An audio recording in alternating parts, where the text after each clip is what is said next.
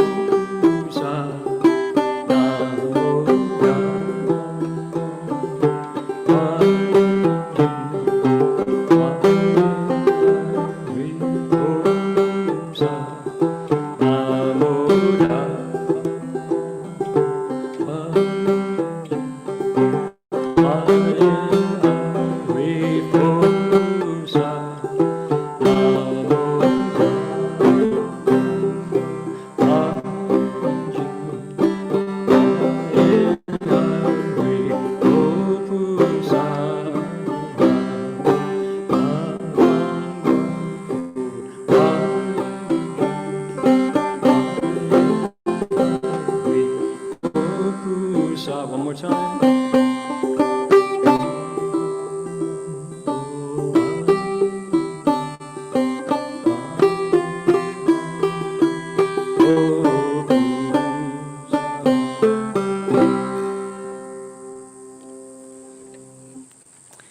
All right, properly invited.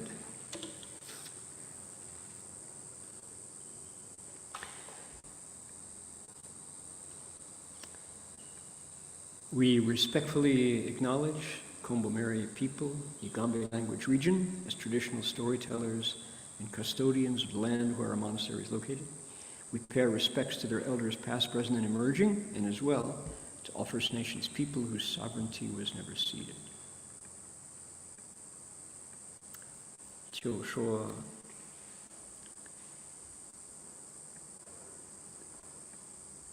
There we go.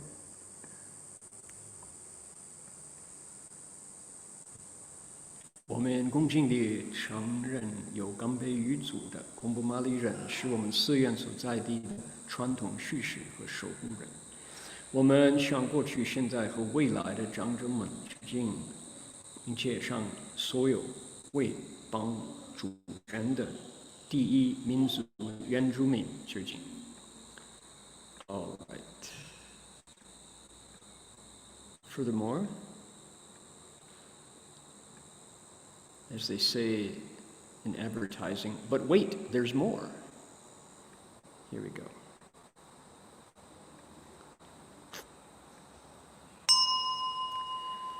Bells sound wide resounds throughout 100 million worlds. The Buddha's law is heard and spread all throughout the triple world. The wondrous sounds that everywhere fill the Dharma realm with peace. May those who hear it gain the strength to follow in faith the Buddha's path. 众生传3000界内，佛法扬万亿国中，共训其法界和平，利益报他诺厚德。All right. We have a mischievous young man with us who brings a lot of light and joy to the proceedings, so he's okay. Don't worry about him. I'm glad I'm not his mom, so I can say that very happily. It's all right. Poor mom has to worry about it. Now, playing the banjo with when we invoke spiritual presence, I realize some people have issues about that, but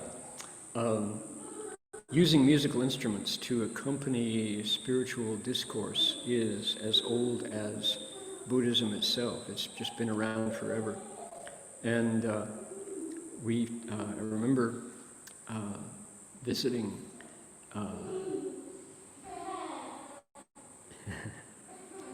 that's a kind of music in itself.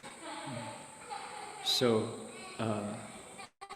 in China, of course, Buddhism has been around in China for 2,000 years, and there are numerous caves where Buddhist art was well preserved. And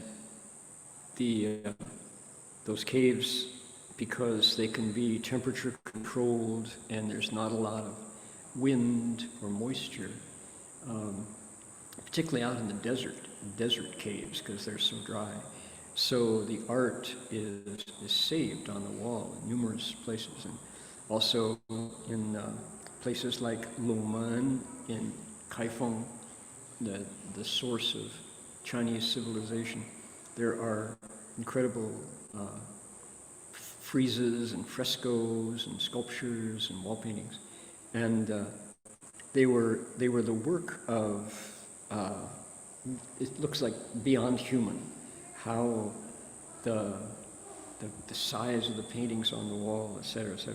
So when you dig into the history of those wall paintings and sculptures, this entire civilization comes alive, because not only are there beautiful images of Buddhas and Bodhisattvas, and there are also often pictures of the donors, the people who paid for the artists.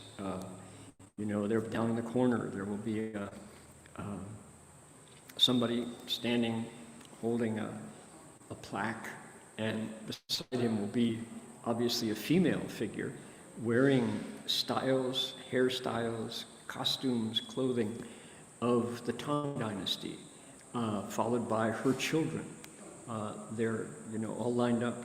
Just remarkable images, just a window into the culture of the time. Wonderful. And frequently, where there are Buddhas and Bodhisattvas, there are musicians. I know at Dunhuang, there are entire orchestras portrayed, drummers, people playing stringed instruments, people playing wind instruments, that you can actually identify the kind of instrument they're playing. And so music and spiritual discourse, teaching the Dharma go hand in hand. And the coming up, if not today, then next week, we have our hero who we're going to meet today, Sudana, Shansai Tongzi. He sings. He sings to Manjushri Bodhisattva, and he really does. It says he chants these verses, an incredible song that Sudana sings to Manjushri. And he didn't recite it. It's not, the way you put your hands behind your back and recited a poem from memory in 3rd grade. Not that. He's out there singing his heart because he wants Manjushri to become his teacher. So there's a lot of music involved. And just now as I was playing that tune,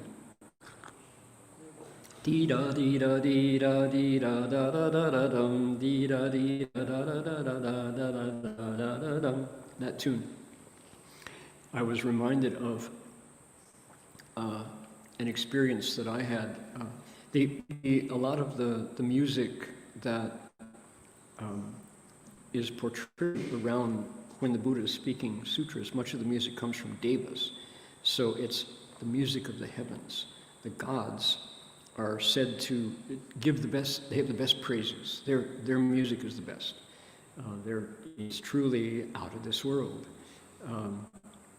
The music is played on instruments that are, you can kind of recognize them, but they're special deva instruments, and the tunes that they play are special deva tunes. In fact, as is said in our tradition, that some of the most popular melodies that we use for praising the Buddha, actually, they say, came from the gods, came from the heavens. They say that some effective meditators, some skillful meditators who had their eyes open, went into the heavens and heard the music and brought it back. They say that our melody for praising Amitabha and Guanyin and Earthstore,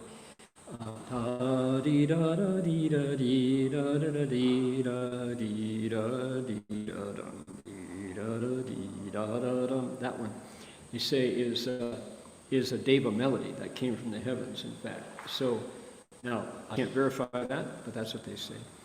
The point of my telling you this was to say that there is everybody's favorite animation filmmaker, Hayao Miyazaki, has a collaborator who does the music for so many of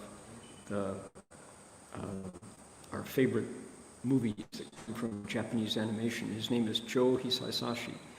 And I remember I was enjoying an animated film about the Princess Kaguya. And, excuse me, in the film, the devas come It's quite a story. It's one of his lesser-known animation movies. But in the film, she is, the story goes that at some point she has to be put to sleep. She goes to sleep. And the Devas and the Buddhas come down to carry her spirit away. And the composer for Miyazaki's film has a tune where the Devas come. The Buddhas and the Devas, Bodhisattvas, arrive, flying down through space. And the melody, the first time I heard it, I thought, that's a Deva melody. It's young, it's bright, it's happy, it's light, it is simple, and it just elevates. So it's quite remarkable. And since then, I've been tuning my ear to melodies that qualify for celestial standard, up to Deva standard. There are people who will tell you with some authority that Johann Sebastian Bach, that J.S. Bach had some melodies that could take you to the heavens in their perfection. It was not so much that they were beautiful, but they were nearly perfect. And of course, Sanskritists will tell you that Sanskrit is the perfect language. Devanagari is the writing of the gods. So anyway, so when we're here going Namo Da Fang Guang Fo Huayan Jing Huayan Highway Fo Kusa, there's more to it than meets the ear. I think we can say that. So, okay. Gratitude to the ancients for bringing these melodies back to us. Let's take a look at today's topic. What happens today? Manjushri, let's get the context. Last week, Manjushri Bodhisattva greeted the upasakas, the laymen, the upasikas, the lay women, the Kumara group, 500 young youths, and the Kumari group of 500 young maidens, all of whom came to the park where he was in a stupa, sitting there speaking Dharma. And as I'm going to revisit the last paragraph, because for anybody who's ever tried to communicate the Buddha Dharma to others, this passage warms your heart. Okay, so let's read this together. We covered it last week, but it's worth reviewing, and that sets up today's lecture. Here we go. 20文殊师利童子至福成人，悉以来集，虽其心要现自在身，微光赫义必助大众，以自在大慈，灵力清凉，以自在大悲。起说法心，以自在智慧，知己心要，以广大辩才，将为说法。At that time, the youth Manjushri, knowing the inhabitants of the city of blessings had gathered, accorded with their heart's delights, and appeared with a form both graceful and at ease. His awesome light, dazzling and grand, outshone the entire assembly. With sovereign kindness, he made them feel pure and cool. With sovereign compassion, he decided to speak the Dharma for them. With sovereign wisdom, he knew what would please them. With vast eloquence, he prepared to speak the Dharma. All right, so clearly, Manjushri Bodhisattva, our great teacher for this part of chapter 39, the summation of the Avatamsaka Sutra, he is the Dharma speaker. He's the one who's going to open the treasury for us. And just like on Chinese New Year's, monks cannot say, 恭喜发财. Monks don't say, may you be blessed and wealthy, may you get rich this year. What do we say instead? We use a Chinese pun, change the tone of that third word and go, Gong Xi Fa Cai, may you be wealthy in Dharma. So Manjushri is the one who lets us be Fa Cai, be wealthy in Dharma. He's the guy. Manjushri is the Bodhisattva who knows, look, what is it? He knows everybody's here. We're all there waiting, bated breath to see what he's going to say. He accords with their heart's delights. He knows what's going to make us happy. That is so important that I think it's easy to lose sight of. But the reason to listen to Dharma is because it makes you happy. You get what you want, as long as what you want is good for you. If what you want is to get stoned, if what you want is to go to Reno and make a lot of money at the gambling tables, that's different. That's not going to work. But he accords with the heart's wholesome delights, things that truly, truly make us free. He knows what that is. And then he can adjust his appearance to suit that language that he's going to say. So, yeah, and specifies that he dazzles. The light that Manjushri Bodhisattva sends out is brighter than everybody else gathered there, all the residents, because he has uncovered his nature. He's got no covering left, no attachments, no ignorance left. It's all bright light. And it says, the Chinese here is a little tricky. It's 自在身, 自在大悲大慈, 自在大悲, 自在智慧. Four things. This word 自在 appears 4 times. It's sovereign, we translate. Sovereign self-mastery sometimes. Self-mastery means he's in charge of himself. He doesn't have like impulses that lead him astray. He doesn't have blues. He doesn't have bad moods. He doesn't have bad days. Self-mastery means that you are completely at home in your mind. You're at home in your mind. That your mind is your favorite place to be. Most of us, many of us, I would say, are sometimes on, sometimes off. Sometimes our minds play trick on us. Sometimes we can't find our mind. Sometimes we're just lost in a funk. People have the famous Pisces blues. Pisces folks have this, if you follow astrology, Pisces is 2 fish, one swimming upstream, one swimming downstream, or one swimming to the surface and one going to the depths. And sometimes, for no reason, Pisces folks can just have the mood come, right? But I've known some Pisces who are totally in charge of that experience. So, Manjushri has sovereign self-mastery. Sovereign is, you're the king, you're the boss, okay? So, but look at how this is modified. It's sovereign kindness, sovereign part, the mastery part, modified kindness and compassion. Kindness and compassion. Why is that? Because he's teaching. He has sovereign wisdom. He knows exactly what to say to make things work. I told the story before, but this is such a great illustration. There was a young man who came into Gold Mountain Monastery. I was a young monk. I was a beginning monk.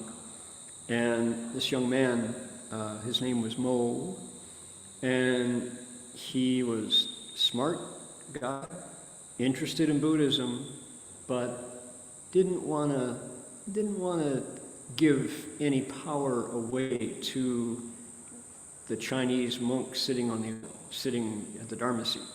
He wasn't sure he needed to bow to this Chinese monk. why? You know, what's the point of that? So this was the 70s, and it was, you know, we were all experimenting with alternative ways of thinking and behaving. So Mo came in. Mo was Jewish, came from a proud line of Jewish butchers. His dad was a kosher butcher, and Mo was already a vegetarian. And he wanted to find a way to get his dad away from killing animals for a living. He knew that was not good karma. He cared about his dad, and he wanted to set him, you know, to convince him that there was a better way to make a living. But he, you know, his dad is his father. The son can't tell the father anything. His dad is not going to listen to the boy. So he was kind of frustrated. And I knew this because I had had a conversation with him a few hours before, when he kind of wandered in the door of Gold Mountain Monastery with this kind of smirk on his face.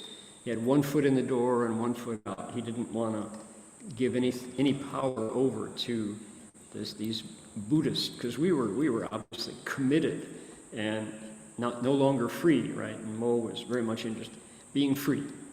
That was the zeitgeist. That was the energy of the times. We all wanted freedom. So anyway, I talked Mo into coming and listening to the lecture. And so here we were, and Shifu gave his lecture Saturday afternoon, and there was Mo sitting behind his bowing bench. And so Shifu got a look on his face I'd seen before, and kind of mischief, you know, a twinkle. Shifu said, "Anybody have any questions?" And Mo was like, "Yeah, I got a question." I said, "Oh my God, it's a new guy. Okay. Oh, what's your question?"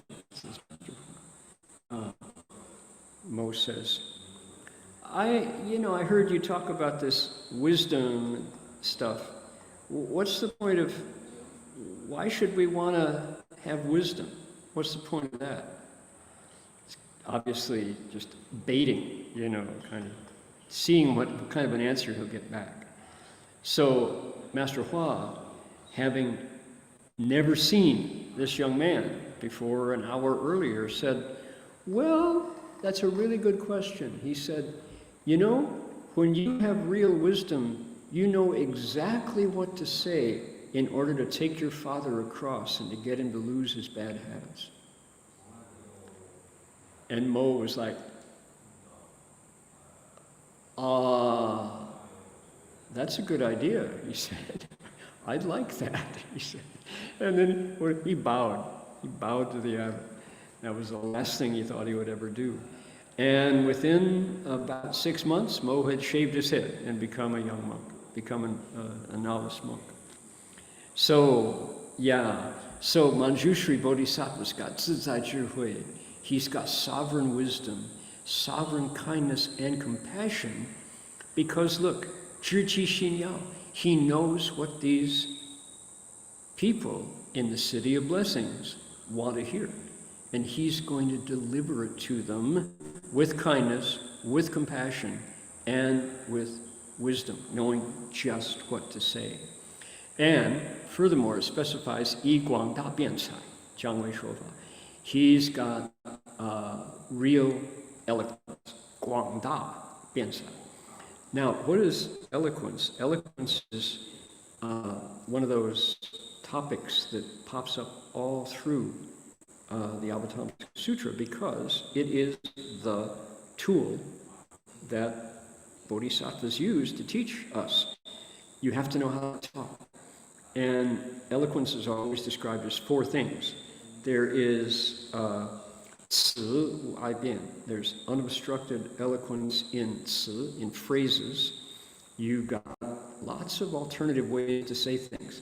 You can say something in a variety of ways that maybe this is too big a word, use a simple word. Maybe you need a perfect example. Oh, you give that example, People like to garden.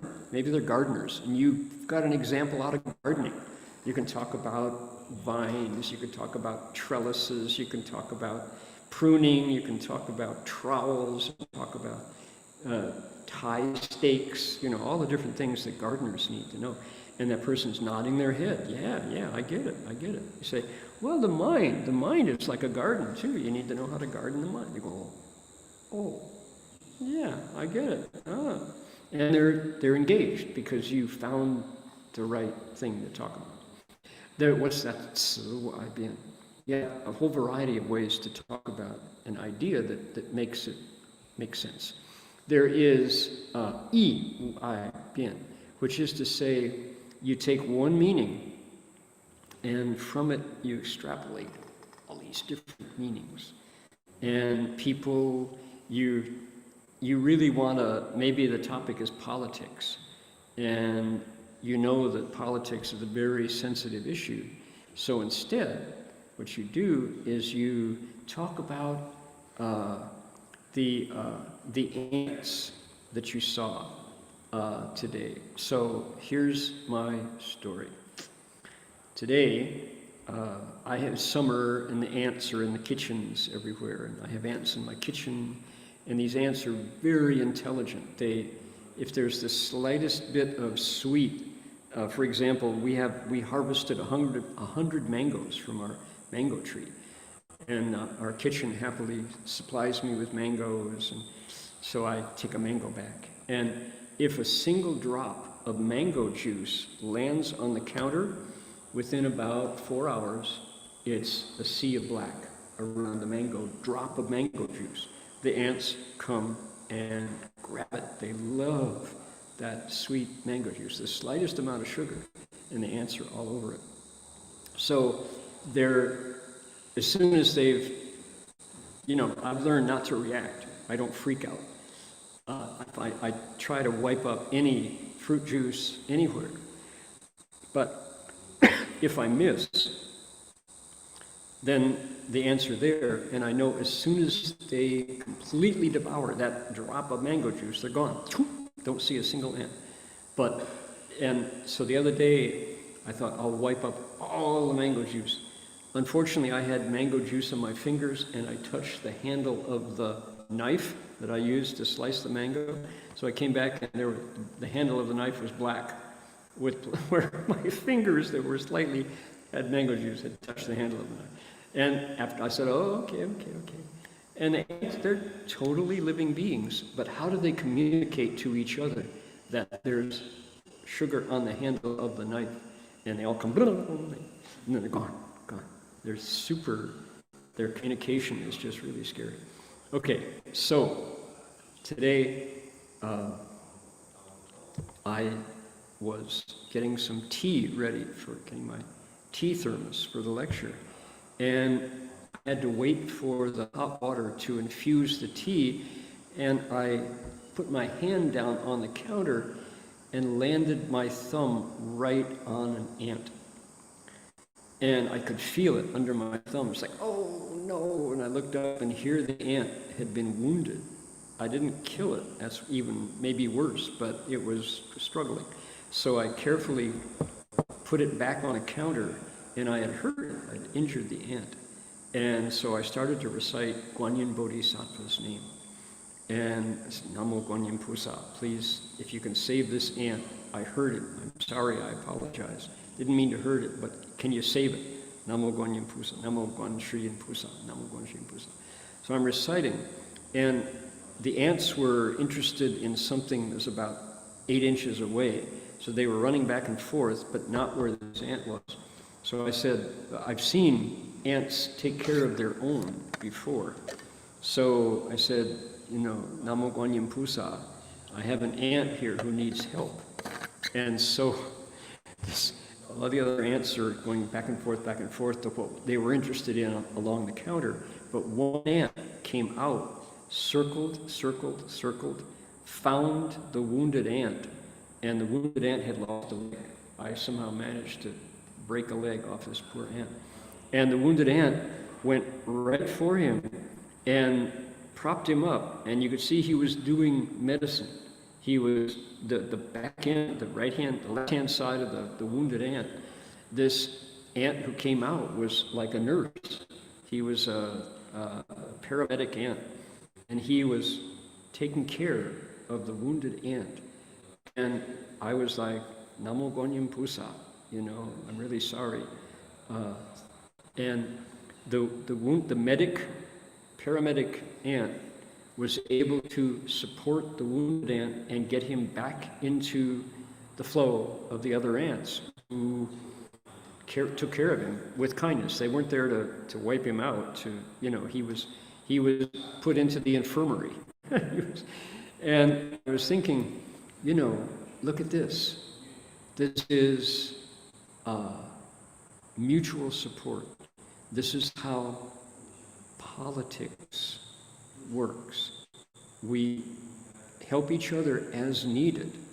And the ant that I had just out of the blue put my thumb down on without even noticing until I had heard it, he was a worker. He was out there contributing to the welfare of the community. And I injured him. And then another ant came out to bring him back and to put him back into the flow so he could get the care he needed. And I thought, yeah, this is called the body politic. This is how communities work to support each other. And how ridiculous that we fight over issues that have nothing to do with the welfare of the group with each other. So I thought, yeah, if humans need to remember the point of kindness and compassion, helping each other out so that we can all get along in our lives. That's real politics. It's real collaboration, cooperation. So that's the point of government, right? So anyway, back to yi wu ai bian. You can explain one meaning based on your own experience, and it expands into deeper meaning. So that's the second one. The third kind is called fa wu ai bian. It's called eloquence in Dharma, unobstructed eloquence in Dharma. So we've got si wu ai bian, we've got yi wu ai bian. Eloquence in expression, eloquence in meaning, how one meaning expands out into other meanings. And eloquence in Dharma, which is Manjushri Bodhisattva is Fa Wangzi. He's the Wanshu Fa Wangzi. He's the prince of Dharma after the Buddha. And he can explain Dharma and just make it dance. Make it just, when you hear one principle, it just opens into so many. I remember my dissertation advisor and chairperson, Dr. Nakasone, who was a student of the Avatamsaka as well at Wisconsin University when he was in his student years. He really, really emphasized the 12 links of conditioned arising.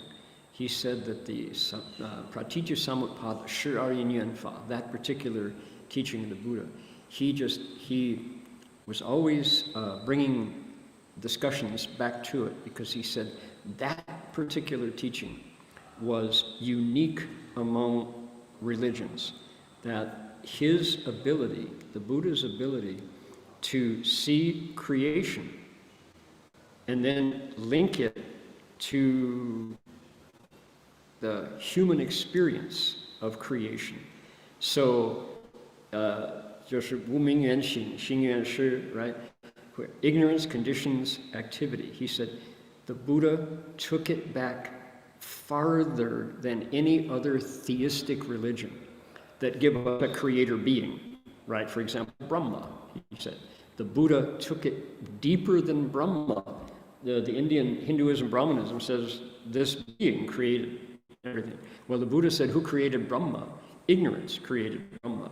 Wuming Yuanxing, that's the first of the 12 links to the second, and the second links to the third, and the third to the fourth. He said, this is the Buddha's most unique contribution to world religion.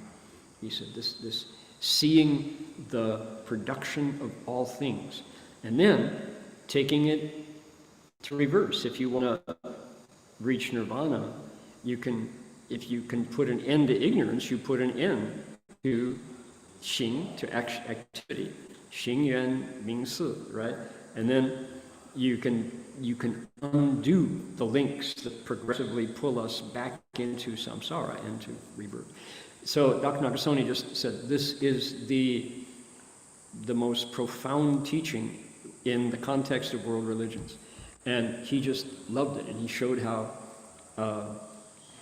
the result of the ignorance of the 12 links is suffering. And that was the Buddha's project. So I always enjoyed listening to Dr. Nakasone talk about the 12 links. Likewise, anybody who's ever heard Ajahn Sumedho talk about the Four Noble Truths, oh my goodness. Ajahn Sumedho, he has, people know he's the disciple of the Venerable Ajahn Chah, the late Thai meditation master, who Venerable Ajahn Chah sent Ajahn Sumedho to England to carry the Thai forest tradition into Europe. And Ajahn Sumedho is now in his 80s, late 80s. He carries a little black notebook, and in the black notebook, he has the name of all the monks and nuns whom he has welcomed into the Buddhist Sangha, all of the monks and nuns he's ordained. And the book is nearly full now, hundreds. And largely because he can explain the Four Noble Truths in a way you never forget. And that's an example of Fa'u Aibian. When he explains the Four Noble Truths, you just, 20th century, 21st century European folks just go, I hear it, that's the story of my life. Where is there more on that, you know? Oh, he can do it. He's suffering, anxiety, misery, Ajahn Sumedho, pain. You go, yes, dukkha. I know it so well. So, Fa'u Aibian. Then the fourth of those eloquences is what? Is Le Shuo Aibian, joy in speaking. And that was what you got with Master Hua. And when he spoke Dharma every single night,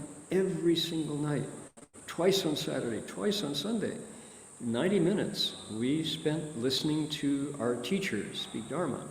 And he made you happy to listen because he was so happy to speak.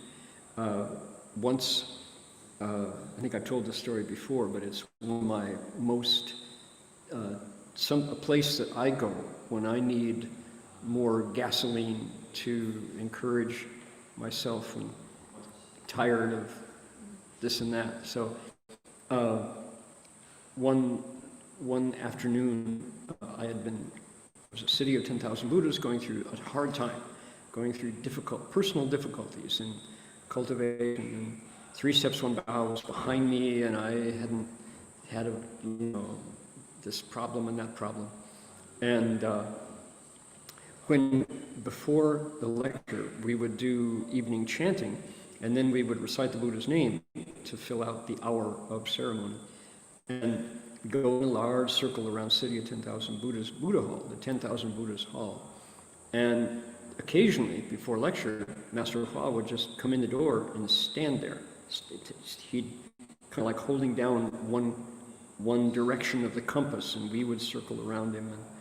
And he never let you couldn't look at it. He just said, focus on your reciting, don't pay attention to me, So we would recite, walk by him, and you definitely had the feeling that Shifu was kind of cleaning your karma as you walked by.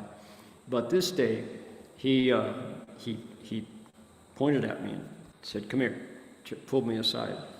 So we took about 4 steps over outside of the line. And Shifu said, he said, don't worry. He said, it's okay. He said, just keep going. Someday you'll be able to speak Dharma for all living beings, he said. And as he said it, he got this smile on his face that came from his heart. And he was just like, to say it sounds funny, just like a young boy. He had this happiness on his face. Someday you can speak Dharma for all living beings. And it was like, wow, you know. And something went inside. And you could just see that from his point of view, that was the best possible thing. Nothing could be better than the opportunity to speak Dharma for all living beings. So I always connected that with 乐说无碍辩. So those are the four eloquences. It's 慈无碍辩, 义无碍辩, 法无碍辩, 乐说无碍辩. So unobstructed eloquence in phrases, in meanings, in Dharma, and in joy of speech. And you could just see that was something that animated Master Hsuan Hua. That was something he spent so much of his life doing. He truly valued that experience. Now, today, I was out poking around looking for images of, hey, did we lose it? Oh, there we go. Yep, it just slipped down. Okay. That's a good loose fit. There we go. Okay. I was out looking for images of Sudana because Sudana is coming up next. And I found a trove of Manjushri Bodhisattva images. Particularly, they called them Yu Zizai Wenshu. Sovereign self-mastery in speaking Dharma. In speech, Yu Zizai. Manjushri, who is a sovereign master in speech. A whole variety of images, many of them from the 10th and 11th century. So, Sung Dynasty images of Manjushri Bodhisattva, who is a master of speech. That's called Yu Zizai Wenshu Pusa. Here, notice the lion. See the lion? There he is.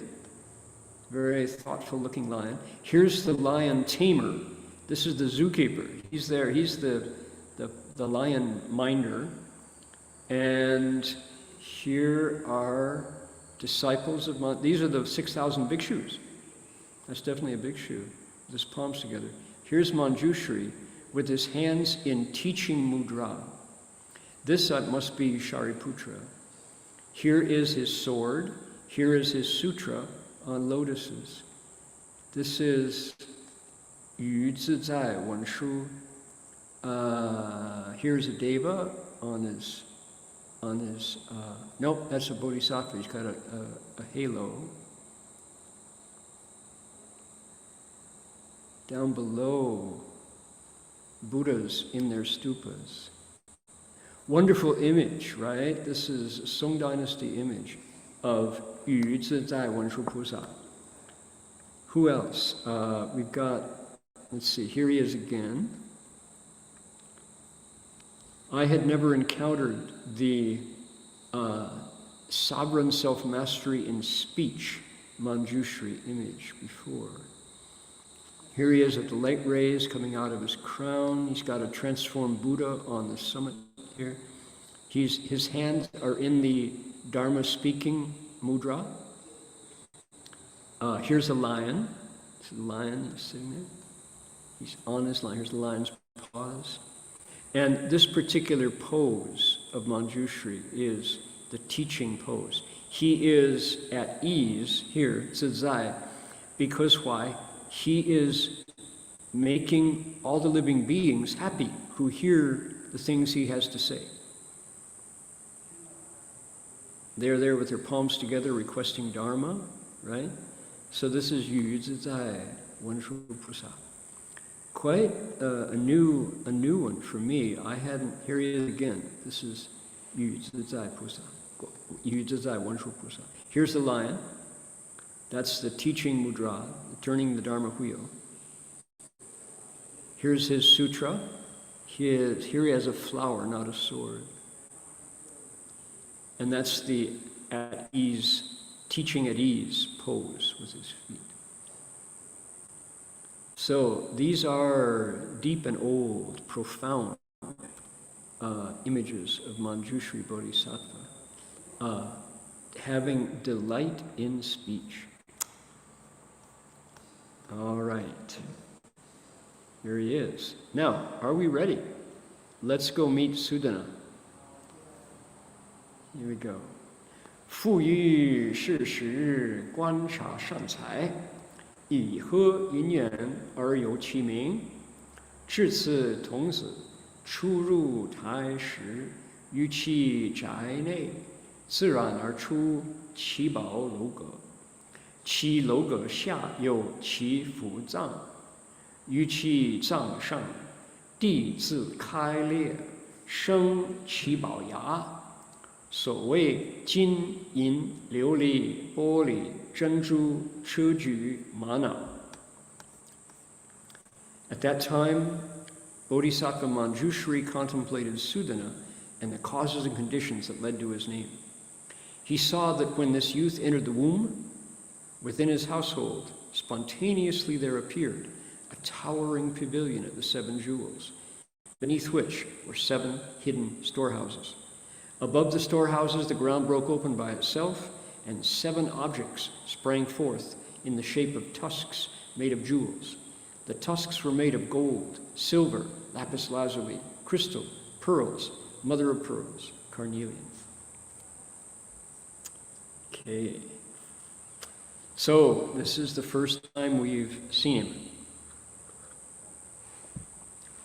Sudana is here as the head of 500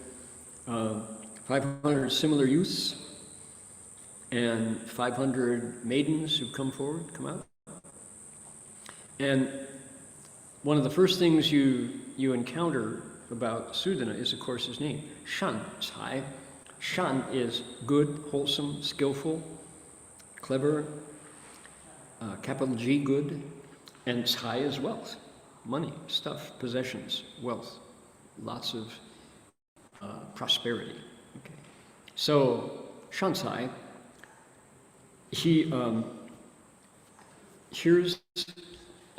there are two ways that we know Shan Cai.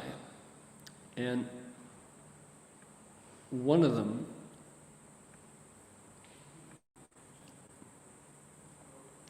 is here. Two identities for Shan Cai. Made it too big here. There we go. All right.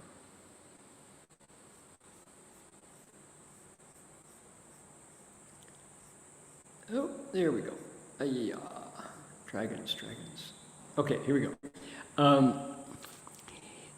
This is how the Chinese Wikipedia describes. So this is your basic Sudana, right? So Sudana, Shan Cai Tongzi, he is the example. He is the standard, the paragon of people who cultivate the Bodhisattva path. He is a bright example of humans, people who come forward to cultivate the Bodhisattva path. I'm trying to make this bigger and I keep making it jump. All right, one more time. Here we go. Okay. After he makes the great Anuttara Samyak Sambodhi resolve, the Bodhi resolve, the Putishin, after he makes the Bodhicitta, he gradually travels to the south under the instructions of Manjushri Bodhisattva. And he passes through 53 different good, wise advisors who teach him. At the end, when his cultivation is complete, he zheng ru fa jie. He is able to merge with, enter the Dharma realm. This story gave rise to the, I guess the meme, M-E, the meme known as Shansai Tongzi Wushi Sansan, Sudana Bodhisattva's 53 teachers, 53 visits. That's the, if you mention that in Chinese culture, people nod their heads. Yes, we've heard of Sudana's 53 visits, Shansai Tongzi Wushi Sansan. Okay, so that's one way we know Sudana. And that's this Sudana right there, described in our sutra as a strong young man, capable, the leader of 500 other young men, the most capable of them, so he's their leader. He's strong, he's handsome, he's full of blessings, and he's got this extraordinary history, which is he emerges and all this wealth appears.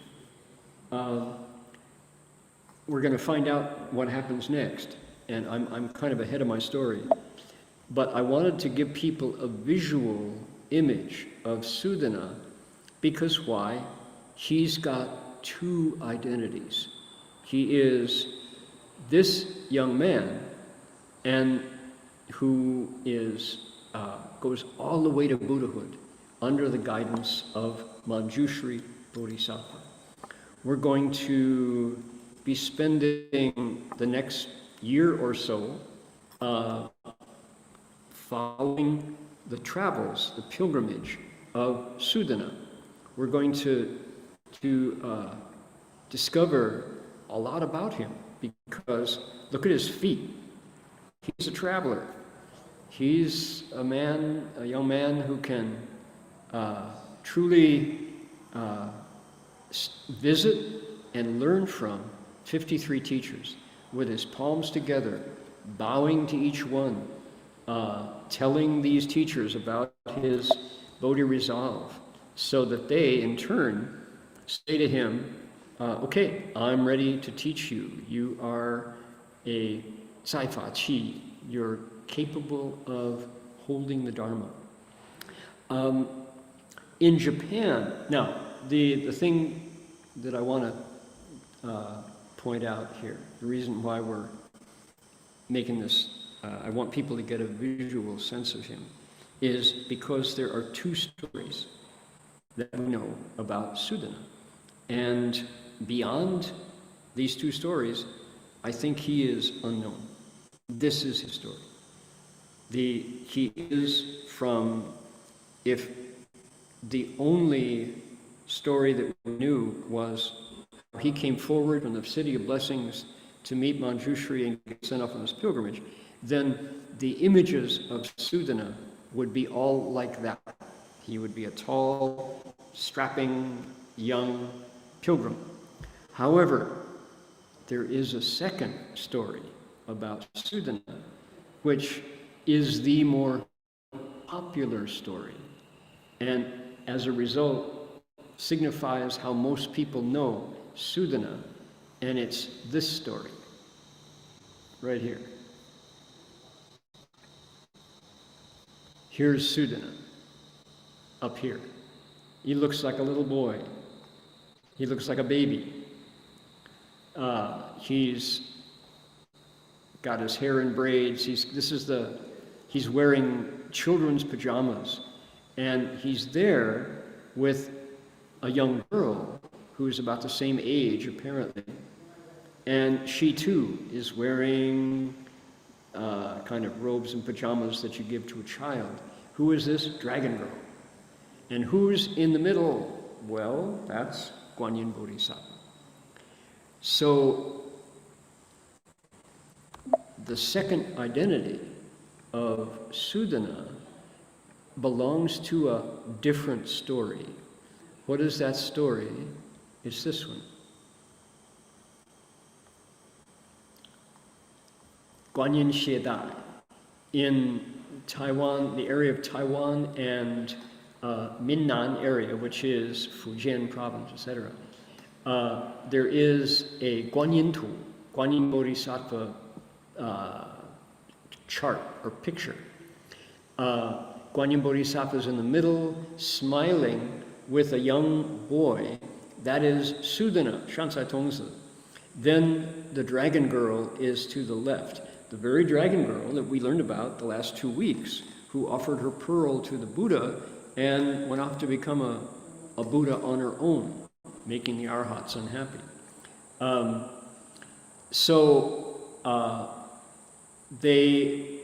Sudana and Dragon Girl are companions to Guanyin Bodhisattva in this story. So this is the more popular, that is to say, the better known image of Sudana. As a result, take a look. We're going to go out. Here is Sudana, and mostly he's a baby. He's a Chinese baby, Chinese culture. How often do we see him as a young man? Well, almost never. Only here, that one image. Otherwise, he's just a little kid. Yeah, here's a typical Sudana image. He's this baby, right? That's how most people know Sudana. Shansai Tongzi is a child. Well, he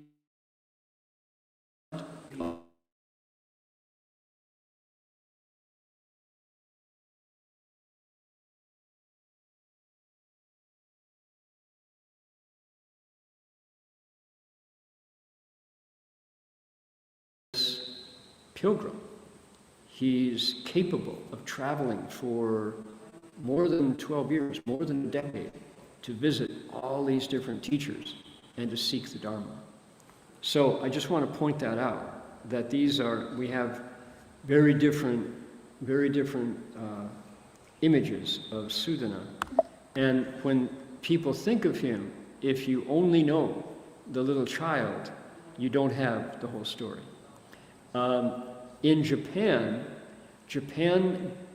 Buddhism came to Japan just when the Avatamsaka story was becoming popular. So they have an interesting blend of both the pilgrim and the baby. Here is a famous Japanese temple with Manjushri Bodhisattva, regal on his lion, looking down at who? Little Sudana, the pilgrim. Here's the lion tamer. Here's our pilgrim. This is Sudana starting out on his quest, right? There he is right there. Somewhere in between, looking like a baby but ready to travel. Interesting how the two blended. The Japanese got both parts of the story. So they sort of blended him in that vision. Okay, interesting, huh? How cultures move. Let's see what happened. When this youth entered the womb, when he was in his mother's womb, within his household, spontaneously there appeared a towering pavilion of the 7 jewels, beneath which were 7 hidden storehouses. And above the storehouses, the ground broke open by itself. 7 objects came out in the shape of tusks made of jewels.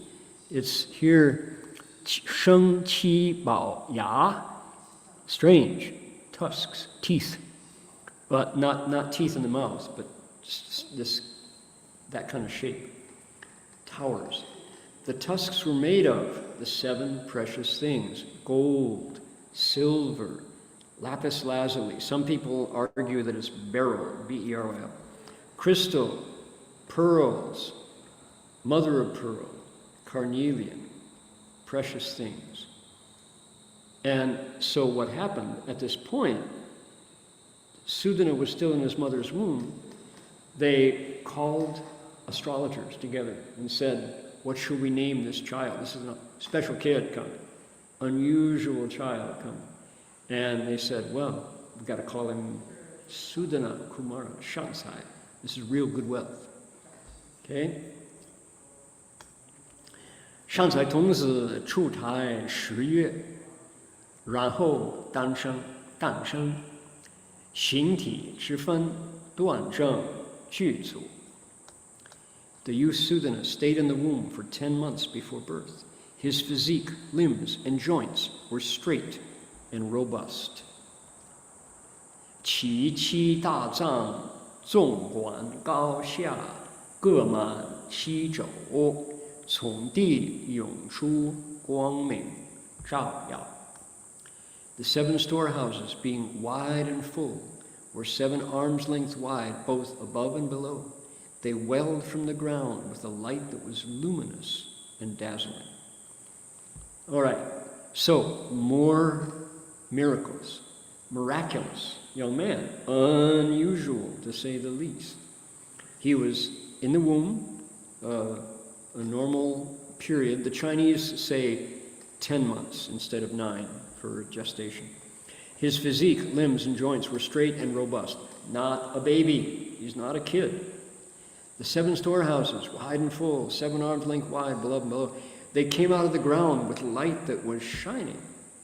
So, my goodness, they had to figure out, who is this young man? Furthermore, more miracles. 富裕宅中自然而有500宝器，种种诸物自然盈满。 Further, in that household, 500 jeweled vessels spontaneously appeared, filled to overflowing with many curios, meaning valuable things. Okay? So, in the house where this boy was born, more miraculous things happened. You could say that the nature, that is to say, the external world, was celebrating the accumulation of blessings of this young man.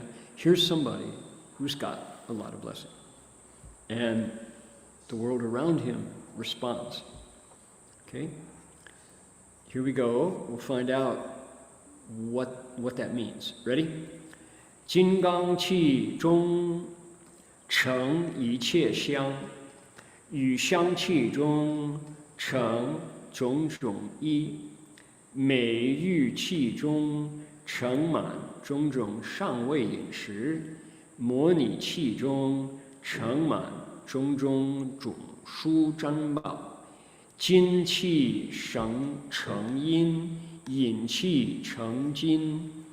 金银器中盛满琉璃及摩尼宝，玻璃器中盛满砗磲，砗磲器中盛满玻璃，玛瑙器中盛满珍珠，珍珠器中盛满玛瑙，火模拟器中盛满水模拟，水模拟器中盛满火模拟。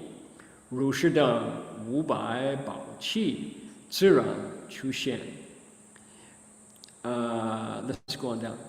又遇众宝及诸财物，一切库藏，悉灵充满。以此事故，父母亲属又善相师，恭呼此儿名曰善财。Okay, here we go. Specifically, the Vajra vessels were filled with incense. The incense vessels were filled with fine robes. The fine jade vessels were filled with excellent food and drink. The Mani vessels were filled with rare and precious gems. The gold vessels were filled with silver. The silver vessels were filled with gold. The gold and silver vessels were filled with Vaidurya and Mani. The crystal vessels were filled with mother of pearl. The mother of pearl vessels were filled with crystal. The carnelian vessels were filled with pearls. The pearl vessels were filled with carnelian. The fire mani vessels were filled with water manis. The water mani vessels were filled with fire manis. In this way, those 500 jewel vessels spontaneously appeared and rained down various gems and treasures so that all the storerooms filled up.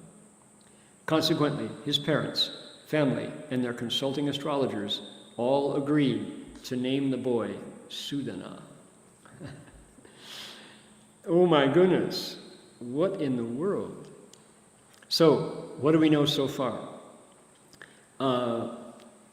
Manjushri is looking at this group of young boys and girls who come to the park.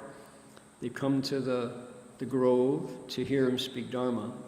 And this is actually, along with gathering 6,000 new disciples, liberating thousands of dragons from their dragon destinies, and speaking Dharma for them, Manjushri has come for this encounter. This is why he's here. He is going to initiate this young man into his pilgrimage, set him on the journey that he's going to take to Buddhahood and success. So he is there, he's ready to speak Dharma, he knows what the citizens of the City of Blessings want to hear, and he's picked out the one individual who is most ready to hear the Dharma and put it into practice. That is Sudana, Shansai, this good wealth. So Sudana, the sutra right now gives us a little bit of his backstory, a little bit of his history, through the insight of Manjushri, who's looking at Sudana, and the causes and conditions that gave him this unusual name. And here's his story. So we get a little bit of biography of our hero, because we're going to be spending the next, chapter with him. And it's good to get a profile of our hero. So when he entered the womb, in the house, there was a message, there was a hint of what was to come. So a pavilion of the 7 jewels appeared, and underneath the pavilion there were things in the ground. The storehouse opened up, 7 objects came forth in the shape of jewels, shape of tusks made of jewels, and these strange pointed objects were made of gold, silver, lapis lazuli, crystal, mother of pearl, rubies, carnelian, right? 1, 2, 3, 4, 5, 6, 7, right? No rubies. No rubies are mentioned. So it's time for the young boy to be born, and he comes out, and he's a healthy child. And light comes up out of the ground, luminous and dazzling, from 7 storehouses that now, in support of this young man, emerge out of the ground. And of course you go, scratch the head on that one. That's really unusual. What an unusual young man. Now, that's not all. And here the sutra gives us, this is Manjushri's vision of the backstory of Sudana. In the house where he was born, all this wealth intermingled. Now, it's interesting. Look at the vessel is the word chi, meaning a dish, a bowl, what else? A cask, right? A container. One made of vajra, one made of incense, one made of fine jade, one made of mani, one made of gold, one made of silver, one made of gold and silver, one made of crystal, one made of mother of pearl, one made of carnelian, one made of pearl, one made of fire mani, and one made of water mani. Imagine. And each of those vessels contained some other treasure. What the sutra names: incense, fine robes, clothing, food and drink, rare and precious gems, silver, gold, Vaiduria, that's mother of pearl, mani, that's lapis lazuli and mani, mother of pearl, crystal, pearls, carnelian, water manis, fire manis. So these exchange, fire and water exchange here. So what are these things?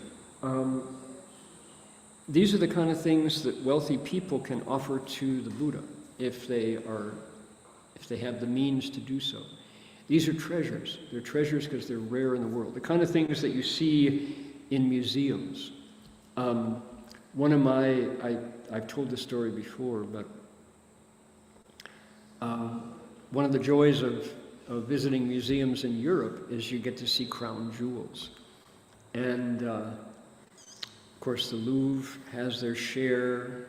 If you go to Vienna, or if you go to Florence, Firenze, there's incredible collection of crown jewels in Florence, Italy. My favorite of all is in a monastery, actually, at Montserrat.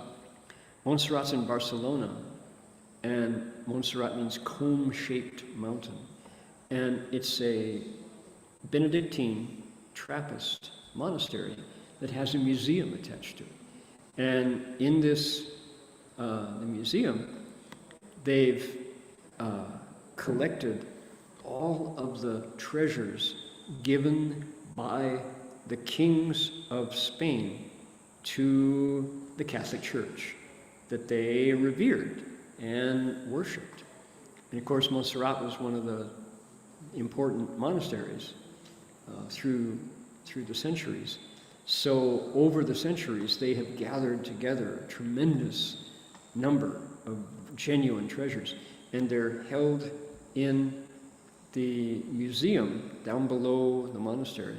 And boy, oh boy, the security there. I remember I was impressed not only with the treasures, but also with the skillful security measures, the thickness of the protective bulletproof glass to prevent bandits from charging up the mountain, stealing the stuff, and going back down the mountain. So in this museum,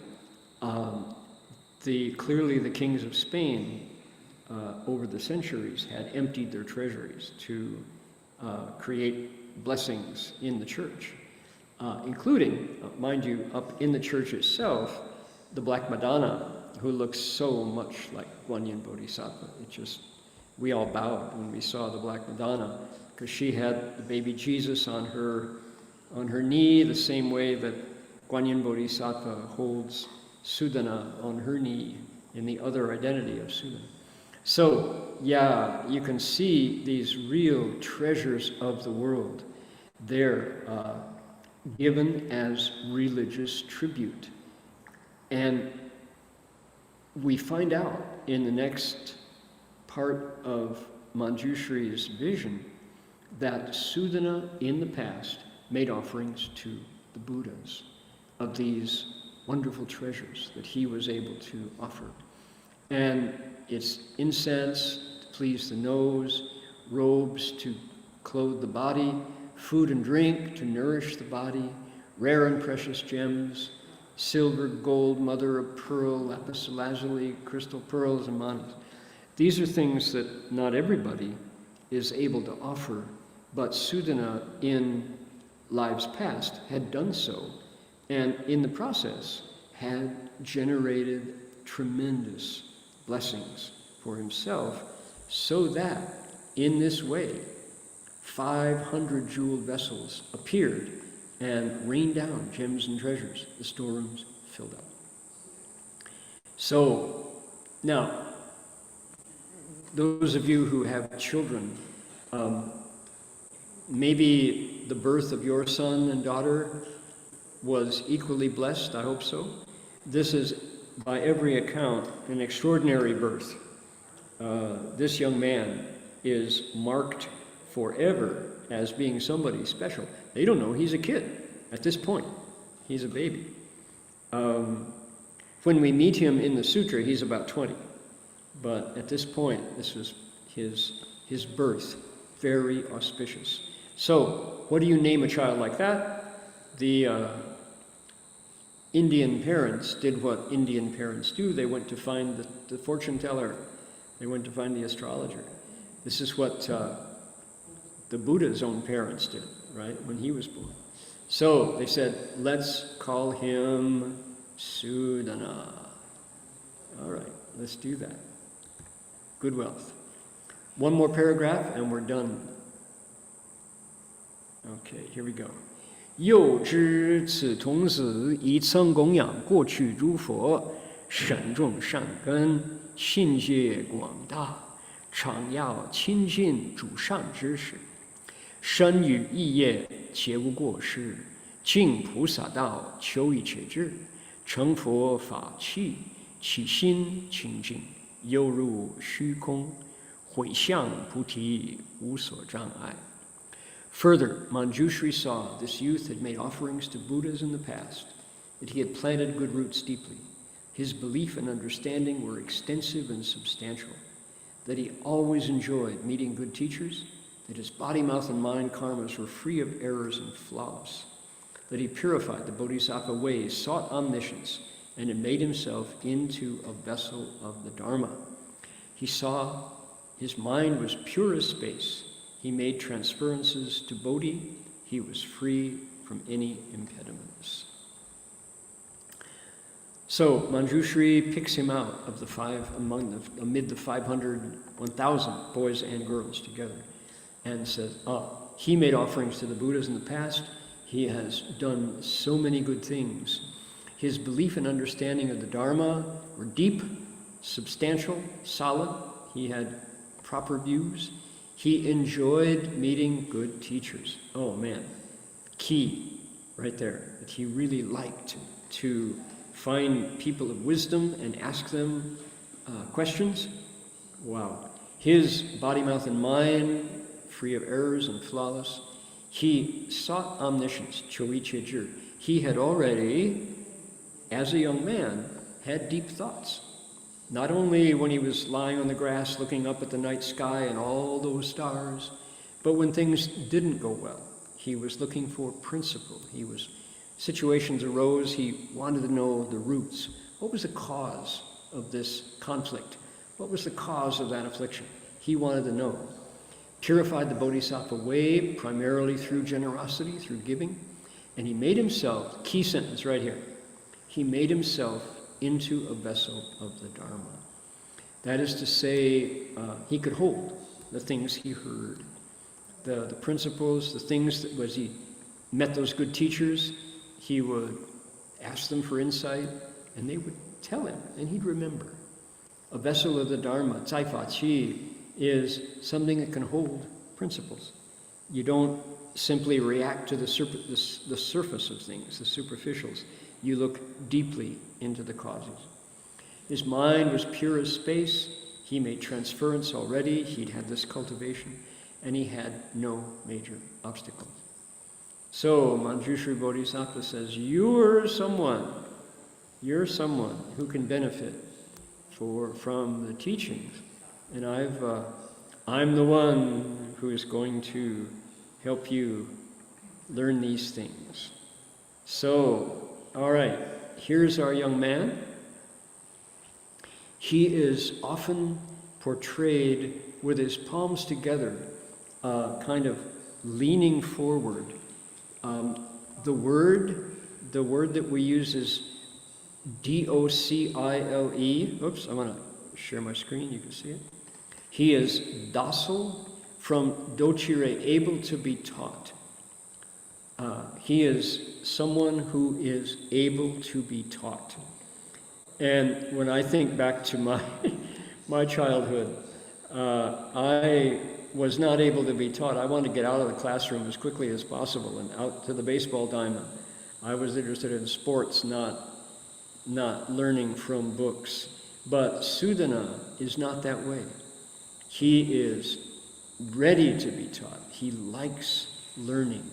His mind is like a garden, well plowed, well nourished, well fertilized. He's ready to go out and make the most of the instructions that he gets. Here he is. This is one of the better images of Sudana, the young man, not the baby. Okay, the baby is another story. This is Sudana, the vessel that can hold the Dharma. So there we are. And I told the story last week of being out at Utashan and oops, there we go. I want to stop. There we go. Went to Utashan and we were at Huayan Si, and the abbot there said, "Hey, come on." He said, "I know you're interested in the Avatamsaka." I said, "Yes, I am."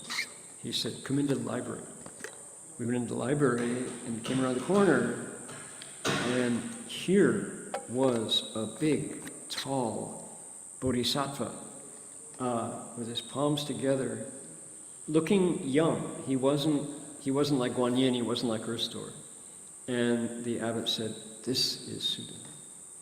He's not the baby." He said, "I thought you'd want to see this." I said, "Thank you." So that was my first awareness that the Avatamsaka Sudana is from a different story.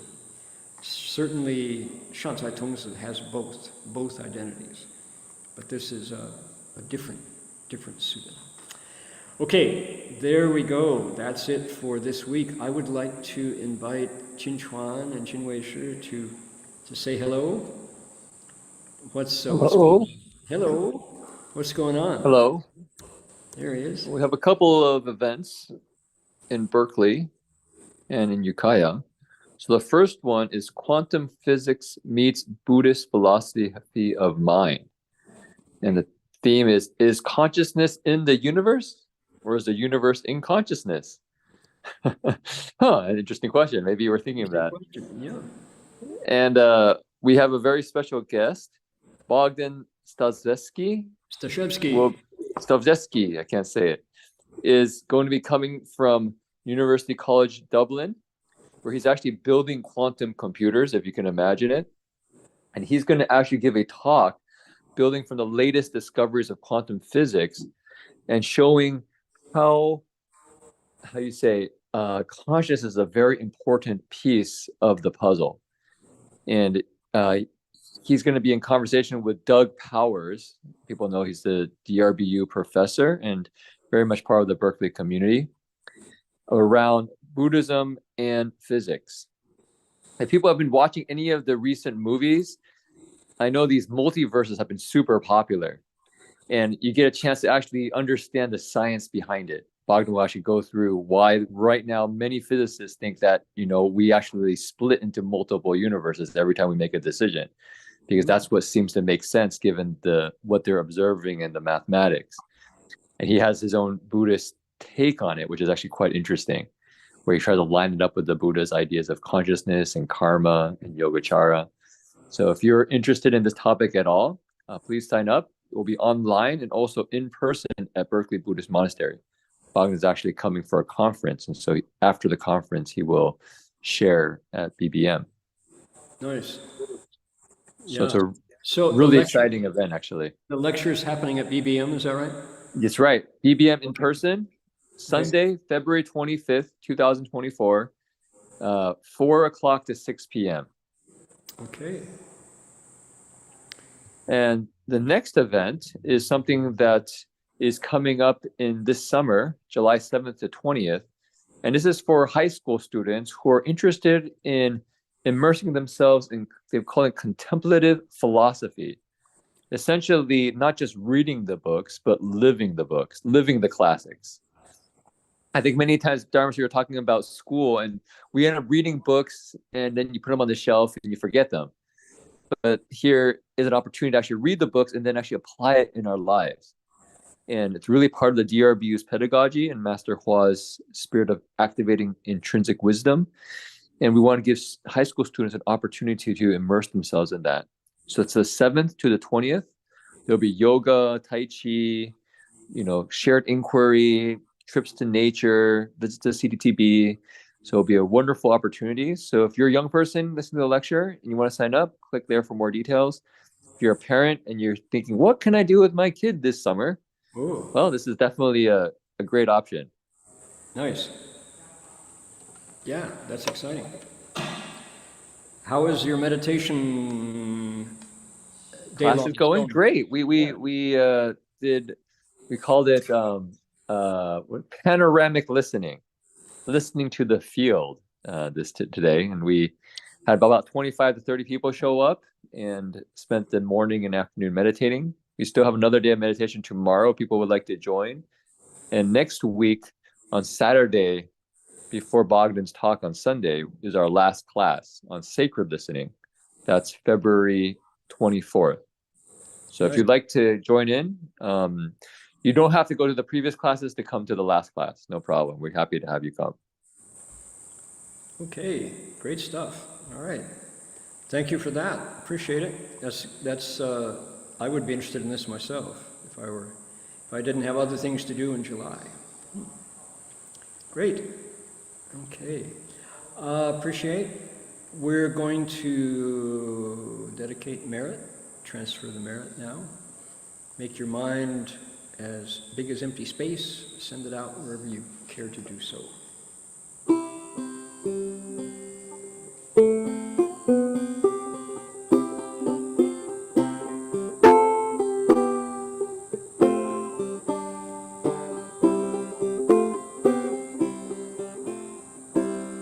May every living being, our bonds as one and radiant with love, share the fruits of peace with hearts of goodness, luminous and bright. If people hear and see how hands and hearts can find in giving unity, may our minds awake to great compassion, wisdom, and to joy. May kindness find reward. May all who sorrow leave their grief and pain. May this boundless light dispel the darkness of our endless night. Because our hearts are one, this world of pain turns into paradise. May all become compassionate and wise. May all become compassionate and wise. May all become compassionate and wise.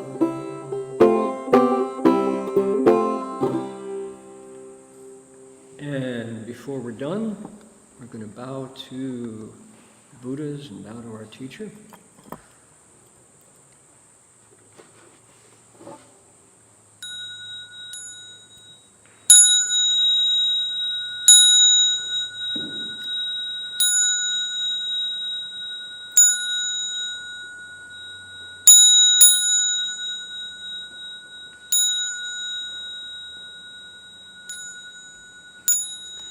Bow in respect to the Venerable Master.